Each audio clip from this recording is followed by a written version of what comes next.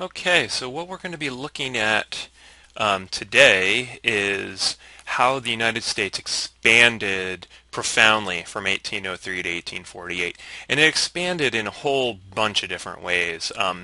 You can see here in front of you is a drawing of a scene of New York City in 1849, and just look at how many buildings are there and how they're just on top of each other. And if any of you have been to New York City today, you know it's all the buildings are right on top of each other. They just go much, much higher. But here we have in New York City a concentration of people. New York City becomes an import and export capital for the country. But the United States is going to expand in a whole bunch of ways. It's going to expand geographically. By 1848, it will be a quote-unquote continental nation. It'll stretch from the Atlantic Ocean across the continent to the Pacific Ocean. The nation's going to expand in terms of publishing, whether it's in terms of books and newspapers and literature. It'll expand in terms of political rights, and we'll see the emergence of this thing called democracy for the first time in the United States. It's going to expand technologically and just in every way, shape, and form. And of course, with greater expansion, all civil societies have conflicts. The expansion will lead to expanded conflicts, and basically the nation will get bigger, greater, and also have the potential for more danger and more conflict. So one arena of expansion is expansions of roads and canals, and then eventually railroads. So basically a transportation system or network gets created. And basically before 1800, roads within the United States were pretty terrible. And from 1800 to 1860, see a significant improvement in road building, oftentimes using wood to make for better roads, and improved roads, first with wood and then with iron for railroads. Improved roads do a number of things for you. One, it allows you to move typically a little faster. But just as important as speed is reliability. So you don't have to worry so much about every time it rains that there might be a mud puddle. Reliability, and then also durability, meaning you can put more weight on the road. Because if you can only have a wagon that can only have 200-300 pounds on it, you can only carry, before the wheels dig into the road, you're not going to go very far with very much. But if you have higher quality roads, you can carry more, and you can convey more goods, convey more people, etc. So in 1800, if you were to travel from New York City to Philadelphia, it would take you about 2 days. If you wanted to go to Chicago, it would take you 6 weeks. By 1830, we see a reduction to 1 day from New York to Philly, and we see a reduction to 3 weeks to Chicago. And notice by 1860, you can get from New York to Chicago in 2 days. So from 6 weeks, or a month and a half basically, to 2 days. And that's because of improved roads and railroads. And often these railroads and roads moved east to west, not as much north to south. So transportation improvements will lead to more goods and more people being able to be moved, information to be able to be moved, because you have to send information with people, especially before the telegraph will be invented, and we'll get to that later. And also, information, where you're sharing information, which allows people to connect, to invest, and do different things like that. Some scholars even call this age an age of a transportation revolution. It's not just on land, but at sea, there's a transportation revolution, and it's indicative of a technological expansion, largely due to the harnessing of steam power. So Robert Fulton and then Oliver Evans are two inventors who develop and improve upon the use of applying steam to motion. So basically you heat something, whether it's wood or coal, and you create steam, which is basically pressure, and you use that pressure to push. And in the case of boating, it'll be a steamboat. So you can see here, for instance, the non-use of steam. So this boat right here is using wind. It's harnessing wind to push this boat. And this vessel is using fire inside of it, okay, to create steam and pressure to push these wheels, which can then make you move. Now, so this makes you essentially you're no longer a slave to the wind, but you're also no longer a slave to the current and gravity. And so, for instance, if you go down a river, well, you can go down a river with a boat like this, with just sails, but it's hard to go upriver. You can use oars and you can try to paddle against it, but it's really, really difficult. And so what the steamboat allows for you to do is to move downriver, upriver, to control and navigate yourself and to move around. And so you can see here's basically a river. I think it's the Ohio River outside of Newport, Kentucky. And yep, look, there's steam boats rolling around, and basically all a railroad engine is basically a steamboat but put on roads on the ground. And steam will be applied to a whole bunch of different industries, and it'll allow for, again, more coordinated movement, and so more propulsion and speed and efficiency moving across the oceans as well. There's also going to be a geographical expansion, largely east to west, as Americans will move and the country will grow. So here's a map from the presidential election of 1824, and I want you to see a few things. One is the United States is no longer just the original 13 states. There's all these states now to the west, and they're growing in population. So here's Ohio with 16 electoral college votes. Here's Kentucky with 14 electoral college votes. Well, notice that means their population is larger than South Carolina or Georgia's. Okay, so these quote-unquote western states have higher populations than some of these eastern ones. So there's a western movement already even by 1824. But then I also want you to notice the population change that's happening. Pennsylvania has 28 electoral college votes. New York has split them, but they have a whole bunch. Virginia only has 24. Remember back to those earlier elections when I showed you the results and Virginia had the most? Well, now Pennsylvania and New York are passing it. And in fact, Ohio isn't that far behind passing Virginia. So what we're going to see is there's going to be geographical growth and population growth, but most of that population growth is going to happen here in this area, okay, and up here in New York especially, and less so down here in the South. And that's going to be very, very important for the political future of the country. Another thing I want you to notice that in this 1824 election is that popular vote was about 350,000. Okay, and in 1824 was a very odd and weird election. There were four main candidates: John Quincy Adams, the son of John Adams, previous president; Andrew Jackson, a quote Westerner who's from Tennessee, not from Virginia or Massachusetts, as all the other presidents had been; Henry Clay from Kentucky; and William Crawford. There are four main candidates because the two-party system has broken down. The Federalists versus Republicans that had been before, the Federalists had died. There's no Federalist Party. There's basically there are no large political parties. And weirdly enough, nobody gets 50% of either the popular vote or the electoral college vote.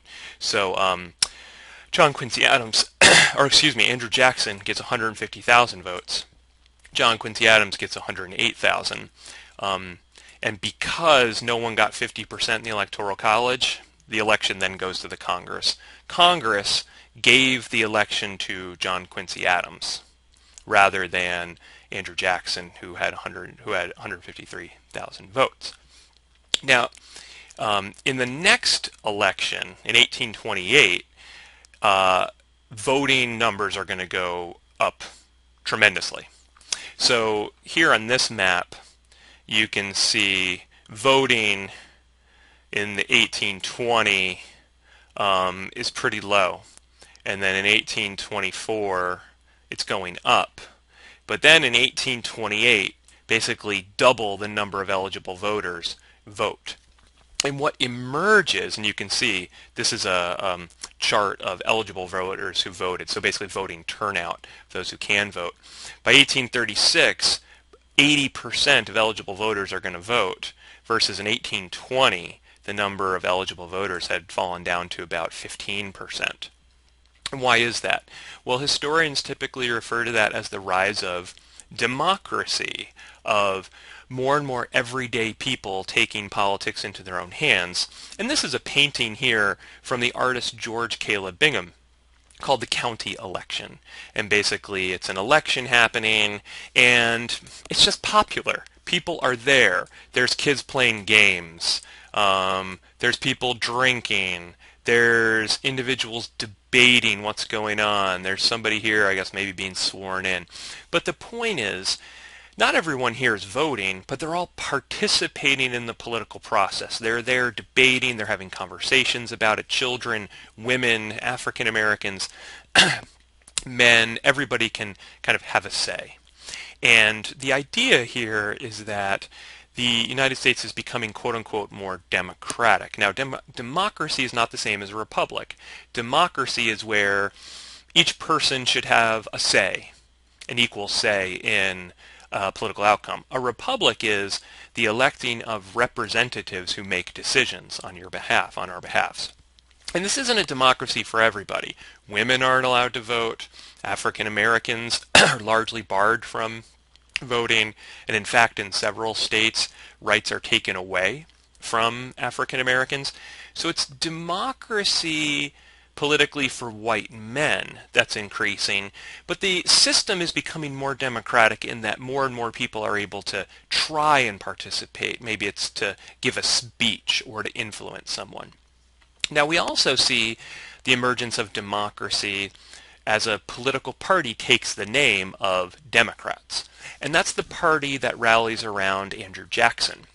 So Andrew Jackson storms back in 1828 with more than 1 million votes, wins the presidential election, and the people who gather around him call themselves the Democrats. In opposition to the Democrats, basically the anti-Jackson forces rally, and they call themselves Whigs. Now, in British history, Whigs are people who prefer Parliament over the executive, over the king. And so the Whigs prefer Congress and congressional authority over the executive branch, Andrew Jackson as president, and the Whigs present themselves as an anti-monarchy party, and they present Andrew Jackson as acting like a dictator and a monarch. So what you see here is that more and more people are voting. We have this thing called a second party system that will be the Democrats versus the Whigs, and so there's an expansion in political culture. We also see a massive expansion in the South of cotton. Now, part of the reason for the cotton expansion is technological. This thing called the cotton engine gets patented in the 1790s, and the cotton engine, or cotton gin, allows for short, staple cotton to be grown. And from 1790 to 1860, you can see here, it's just up and up and up. The production of cotton in the United States, or from the United States South, and it's just going up and up. And after 1830, look at this, 1840, it gets 1840, 1850, 1850, 1860. You can see why Southerners feel economically emboldened by this. They're producing more and more cotton, and in fact, the United States South becomes the main cotton belt for the world, which is why the Southwest, the areas of Texas, Oklahoma, become so important in the 1830s and 1840s because it's increased land for potential cotton growing. And so in the 1840s, we see a pretty large war go on. It's typically called the Mexican-American War. I like to call it the Mexican-American Indian Wars because Native Americans were a big part of it. And really the main beginning reason for this war is over Texas. I'm trying to find my cursor here. Here we go. So Texas. Originally, Texas gets populated by a group of Americans from Missouri who come to Texas and want to form a colony. This guy Moses Austin goes to Mexico. It's actually a Spanish colony at the time when he goes, and he gets a grant to form a colony in Texas. And basically the Spanish want to give him this land because they want to create a buffer zone between themselves and the Americans. Well, there's a Mexican Revolution. The Mexicans overthrow their Spanish, the Spanish, and they form a new nation called Mexico. Moses Austin dies. His son Stephen Austin reapplies for a land grant. He gets it, and several hundred American families move to Texas, and basically the Mexican government leaves them alone. The Mexican government lets them do what they want. They basically just want a buffer. They want people there in between the United States and between Mexico. They also want a buffer with Comanche and Kiowa Indians and other Indians who often raid northern Mexico and steal horses and things like that. So they basically want people up there to be a buffer, fight a war, and the Mexican government largely leaves the Texans alone until a new military political leader, Santa Anna, comes to power, and he wants to make the Texans submit, obey, basically be better Mexican citizens. The Texans rebel, they form their own independent country, and the Republic of Texas. And here's the big debate. Is Texas this? Or, so Mexico doesn't want to let Texas go, but if they are going to let it go, they say Texas is small. This is the size of Texas. The Texans think Texas is big. Shocking, right? And so the Texans claim all of this as theirs. Well, in the 1840s, the United States annexes Texas, which means they bring Texas into the United States. And the United States wants all this land. The United States also wants California, partly because of its being on the Pacific coastline.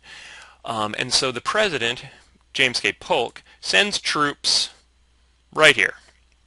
He sends troops into the contested area, which triggers a war where Mexicans feel invaded. So Mexico goes to war with the United States. Native Americans see this as a great opportunity to make war on northern Mexico. War breaks out in California, and from 1846 to 1848, the United States, Mexico, and Native Americans are at war, and the United States dominates the war. They dominate it so much that they actually have to, they invade Mexico City and take Mexico City to compel the Mexicans to basically admit defeat. Now, I want to show you a little video here. This is from a game called The Oregon Trail, and maybe you've played it on a computer or heard about it. I played this when I was a kid, and so there's this thing, the Oregon Territory, that's to the northwest. And there could have been a war over the Oregon Territory because the United States and Great Britain shared it, had joint occupancy of it. But neither one wanted to go to war with the other. And basically what Britain didn't want the Oregon area anymore. And so they said, okay, you know what? Basically, you can have it. And they drew a line, so where Canada would be to the north, the United States would be the south. But forever later, there would be this great game, Oregon Trail, which was all about how do I get to Oregon? And, here's their little wagon going across the water. Let's see, do we make it? Do we make it? Oh, it was muddy, but you didn't get stuck. Now check this out. Okay, we need to go 118 miles. Oh no! Oh wait, we missed that. I want everyone to see this. It's 118 miles to Fort Kearny. Jennifer has the measles. And so along the way, the whole point is basically to not die. I never won the game because everybody dies, at least when I played, and typically you die of dysentery. And so it's April 24th, 1848. You have 836 pounds of food. You got 118 miles to go to the next thing. So anyway, Oregon Trail, super fun game. Now, do do do. Now, in 1848, the United States and Mexico signed the Treaty of Guadalupe Hidalgo, which basically gives California, Texas, New Mexico, and what we also know of as Arizona, and Utah to the United States. And in that same year, early in the year, gold is located by Americans/Europeans, and what happens is in 1848, a massive rush on California happens, a population rush, where tens of thousands of people from all over the world go to California first to try to find gold, and then to create industries surrounding, to provide to help gold miners. And here you have this photograph, and I want you to note that that's different because that's a new technology. Photography is developed in the 1840s, and so now instead of having drawings, we actually have a visual photograph. So you don't want to use the word photograph before 1840 because it doesn't exist. And now you have, look, here you have a white dude. You've got some, looks like an African American dude, you got their wagon, and here they are working. And there's people from South America, there's people from China, there's people from Europe. People kind of get into California quickly. And this is the map I want to end with. It's a presidential election map of 1852. But you'll notice a couple things. One is how many people are voting. Look at this. 3 million voters in 1852 rather than the 300,000 basically only 30 years earlier. It's also a continental country where California isn't a territory, it's a state by 1852 because it has so many people. Now it only has 4 electoral college votes, so it's small, but it's grown. New York has 35, Pennsylvania 27. They reapportioned thing. Virginia was down to 15, 16. And you can see more states have come in. There's now Iowa, Missouri, Arkansas, Texas. These brown areas are territories, so they don't have the requisite number of people to enter the country yet. But the point is that the United States has grown significantly by 1852, and it's grown in a whole bunch of various important ways. All right, if you play Oregon Trail, let me know how you did, and good luck on your quiz.